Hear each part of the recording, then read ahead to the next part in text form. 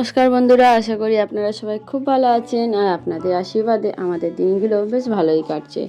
সকাল সকাল ঘুম থেকে উঠে পড়েছি আর দেখুন পাকুম ওর বাবার সাথে খেলা করছে। কোকো আর পলু নিজেদের মতো করে শুয়ে আছে। কি হয়েছে জানেন তো, গতকাল পাকুম অনেকটা তাড়াতাড়ি ঘুমিয়ে গেছিলো, তাই আজকে একটু তাড়াতাড়ি উঠে পড়েছে। আর হিসাব অনুযায়ী আজকে তো চতুর্থী, কলকাতায় যারা আছেন হয়তো আজ থেকেই বা কাল থেকেই ঠাকুর দেখা শুরু করে দিয়েছেন। আর আমাদের এখানে মোটামুটি ষষ্ঠী না শুরু হলে ঠিক ঠাকুর দেখতে যাব এটা মনে হয় না। তবে এবছরে প্ল্যান করেছি, আমাদের এখানকার যে পুজো দুটো অনেক বড় হয়, প্রচুর ভিড় হয়, সেখানে আগেই মানে পঞ্চমীর দিন বা ষষ্ঠীর দিনই ঠাকুর দেখার চেষ্টাটা করে নেব। তাহলে আর সেখানে ভিড়ে লাইন দেওয়ারও পুরোনো প্রয়োজন নেই, আর কাউকে বলতেও হবে না পাশের জন্য। রান্নাঘরের কাজগুলো মামনি মোটামুটি করছে, আমি দু একটা জিনিস একটু গুছিয়ে দিয়ে তারপরে এখন ছাদে চললাম। এই জলটা মামনি রেখে দিয়েছে, এটা তো চাল ধোয়া জল, ছাদে দিয়ে দিতে বললো। আসলে শুনেছি চাল ধোয়া জল দিলে নাকি গাছ অনেক ভালো হয়। আর আমি এই যে ছাদে জল দেওয়ার আগে কোকো আর পলু চলে এসেছে আমার সাথে যাওয়ার জন্য। বাবা রে, কি রোদ দেখুন বাবা, এটা শরৎকাল কে বলবে।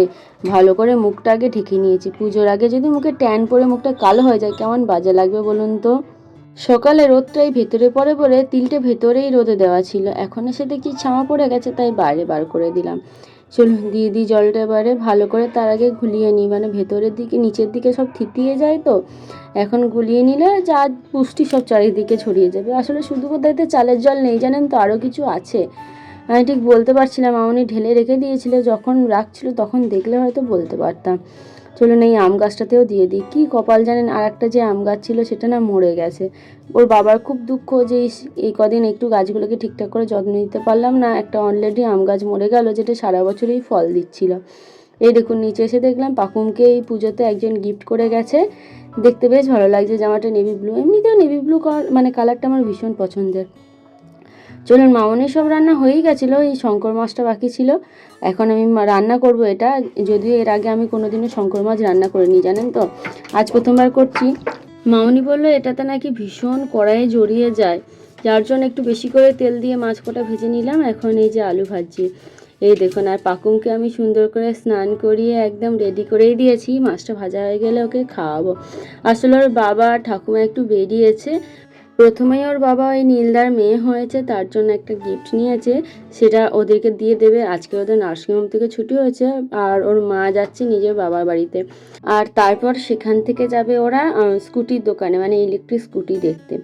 যাই হোক, ওরা দুজন তো বেরিয়ে গেছে, তাই পাকুমকে নিয়ে টুকটুক করে আমি আস্তে আস্তে কাজগুলো এগোচ্ছি। ওইদিকে মশলাটা কষাক আর আমি এই সুযোগে পাকুমকে খাইয়ে নিই। ওই তোর ভাতে আছে ডাল, বিভিন্ন সবজি আর মাছ সিদ্ধ। এখন খাওয়াতে বসানো মানেই ও নিজে থেকে এই কাঠগুলো যেখানেই থাকুক নিয়ে চলে আসে, একটা একটা করে ছড়ায়, আমাকে দেখায়, আমি সেই কাঠগুলো কি সেটা বলে দিই আর ও খেতে থাকে।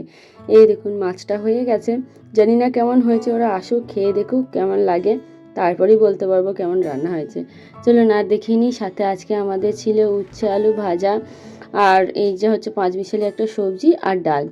জানেন তো নীলদার মেয়ে হচ্ছে অলরেডি মঙ্গলবার হয়ে গেছে, কিন্তু আমরা নার্সিংহোমে গেছিলাম ওকে দেখতে, আমি আর ওর বাবা দেখে এসেছি, কিন্তু সেই সময় গিয়ে আর ভিডিও করিনি। আসলে বুঝতেই তো পারছেন নার্সিংহোমের পরিবেশ, সবাই সেটা অ্যালাউ করবে কি না, সেই জন্য আর ভিডিও করিনি। আর নতুন বাচ্চার ভিডিও তো জানিনি অনেকেই করতে চায় না বা করলেও মুখ দেখায় না, সেই জন্য আমিও ইচ্ছে করে ভিডিওটা করিনি।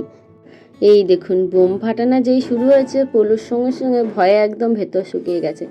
এমনিতে পলু কোনোদিনও সেভাবে আমার কোলে আসতে চায় না, আসতো ছোটোবেলায় এসে কোলের মধ্যে শুতো, তারপর বেশ অনেক দিনই হলো পলু একদমই আমার কোলে ঢোকে না। আজকে এতদিন পর কোলে ঢুকে আমার এত ভালো লাগছিল ওকে কোলের মধ্যে নিয়ে আদর করতে, কি বলবো।